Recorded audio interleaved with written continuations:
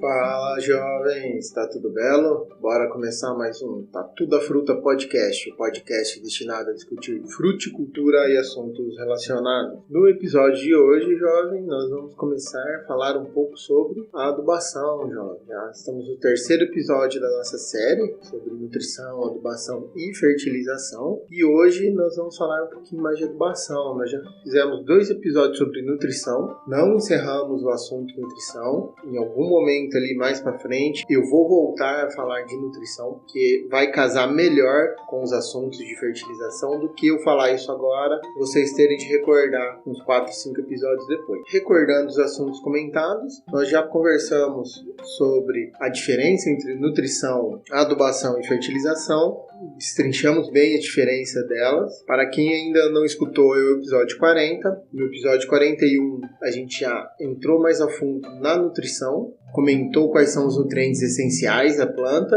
e as suas funções, e no episódio da semana passada, o 42, nós falamos das deficiências nutricionais. Hoje eu sinto a necessidade de falar um pouco de adubação para que depois nós avancemos um pouco no conteúdo. Recapitulando um cadinho o episódio 40, a grande diferença da nutrição para a adubação tem a ver com a quantidade do nutriente. A nutrição vai falar para o que a planta precisa, para sobreviver o que a planta precisa. A adubação, ela vai colocar quantidades nisso que a planta precisa com base no estilo de vida da planta. Vamos lembrar da nossa analogia com a nutricionista, ok? Ela primeiro vê a tua necessidade calórica basal, depois, com base no teu estilo de vida, ela faz o cálculo de calorias que você precisa, jovem. A adubação de plantas segue mais ou menos essa linha aí. O que é importante nós entendermos? A gente já sabe o que a planta precisa, nós temos vários boletins que falam sobre isso. Nós vamos falar como usar esses boletins mais para frente. Mas a primeira coisa é entender o contexto em que minhas plantas vão estar no cultivo, na casa, no vaso, onde está, para eu pegar essa necessidade básica dela e ver quanto mais eu preciso pôr para que ela cresça e produza numa quantidade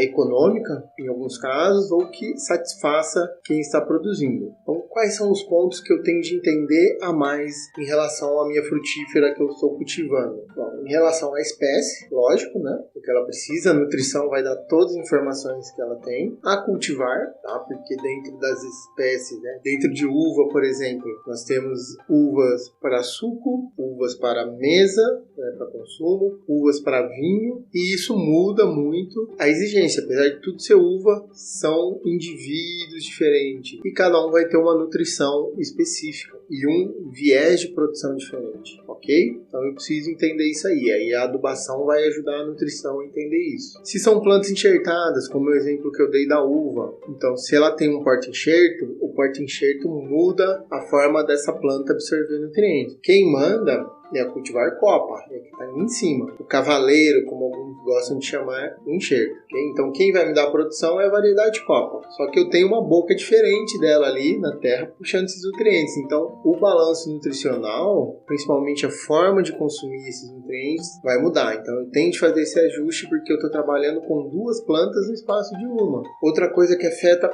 drasticamente a condição de uso e absorção de nutrientes pelas plantas são as condições edafoclimáticas, que é as condições de solo e clima juntos. Elas interferem na forma da planta consumir os nutrientes. E é igualzinho para nós seres humanos. A gente pega esses dias, tá aquela friaca gostosa, nubladão, uma garoinha fina, você quer ficar embaixo da cama, cobertinho comendo o quê? Comendo coisa mais gordurosa, mas um doce, uma pipoquinha com uma manteiguinha, não é? Muda um pouco a necessidade que a gente tem, beleza? Outra coisa agora, esse ponto é importantíssimo e é ele que vai nortear muito a quantidade de nutriente a mais que nós vamos pôr na adubação, que é a expectativa de produção. Quanto eu espero produzir? Eu tenho lá meu parreiral, né? Minha produção de uva. Vamos dar o exemplo de novo. Então, para a produção de vinho, eu quero uma produção baixa. Por quê? Porque eu preciso que a baga baga seja perfeita, ela tenha a concentração de açúcar, ela tenha a concentração de compostos secundários, que é o que vai trazer a qualidade do vinho. Então eu preciso de uma produção super concentrada e de alta qualidade. O produtor de vinho, ele quer uma produção menor, diferente do produtor de suco, por exemplo, ou do produtor de uva para mesa. Ele vai querer uma produção maior, porque o que é mais importante para ele é o que a uva seja doce. Esses compostos secundários a mais não agregam tanto valor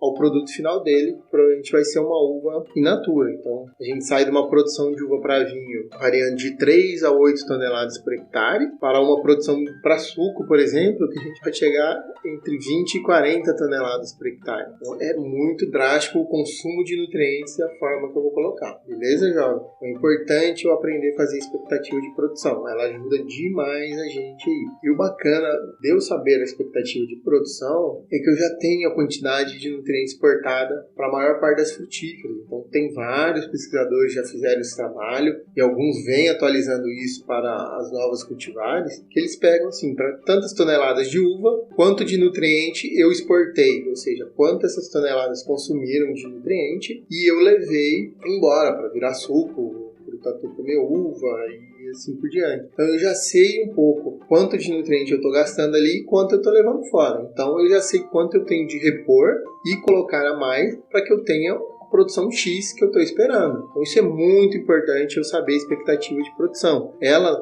para produtores de alta tecnologia ou já tem um tempo de trabalho, um solo bem corrigido, ela é fundamental para nós entendermos como adubar. O sonho de todo agricultor é parar de adubar. Parar de adubar é impossível, porque a gente exporta nutrientes com a produção. Mas um produtor bom, que já está no equilíbrio e que tem tudo certinho, a adubação dele vai se resumir ao quê? A repor o que ele está exportando. Então é só dar o tanto que ele espera produzir e vai tirando. Então esse é o produtor top, é o que nós técnicos almejamos para os produtores e que os produtores almejam também. A adubação dele vai ficar muito mais fácil, simples e mais barata, porque a quantidade vai ser menor. Até ele corrigir, chegar num padrão de solo de fertilidade boa, que ele chega nesse patamar, vai um investimentinho bom em adubação aí, tá, moçada? Então, tente com calma, mas eu já sabendo a expectativa de produção, me ajuda muito. E o último ponto para entender a adubação, eu conseguir fechar o númerozinho ali, é a forma de manejo. O manejo influencia demais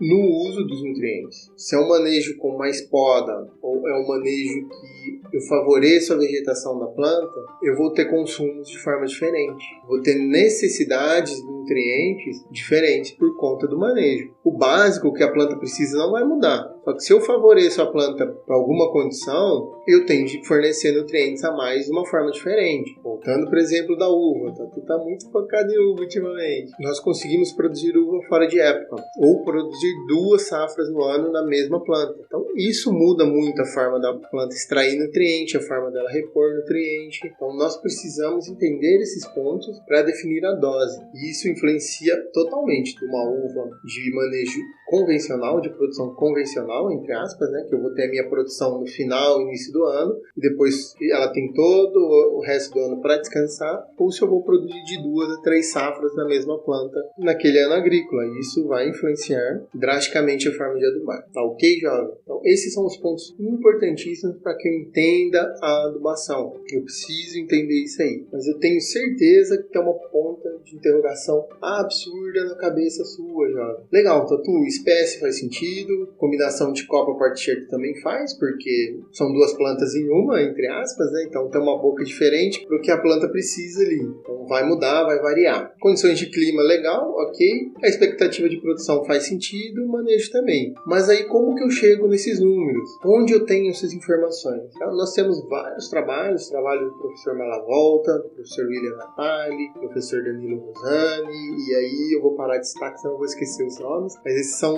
as referências pra gente na fruticultura nessa área do saber, né? Tem vários, o pessoal do Rio Grande do Sul tem uns trabalhos maravilhosos, né? Só que hoje a gente precisa de referência. Então, o que eu aconselho vocês, jovem, para entender bem isso aí? Combinação copa porta-enxerto é muito difícil nós acharmos os materiais, né? Em livros mais especializados nas culturas a gente vai ter isso aí. Citros, nós temos muita informação sobre isso. Vocês vão ver que todas as tabelas de adubação que nós temos para citros e algumas para uva, assim, laranja, pera sobre limão cravo, o partido. Laranja, pera sobre citromelo sumingo, aí vai. Para uva nós temos alguma coisa assim também, com os partidos vigorosos, menos vigorosos, e vai. Então é um trabalho mais de formiguinha e coletarmos informações focadas para essas culturas. E expectativa de produção nós temos muita coisa e eu vou sugerir 2 livros já. O primeiro é do professor William Natali e do professor Danilo Rosani, que é Análise de Solo,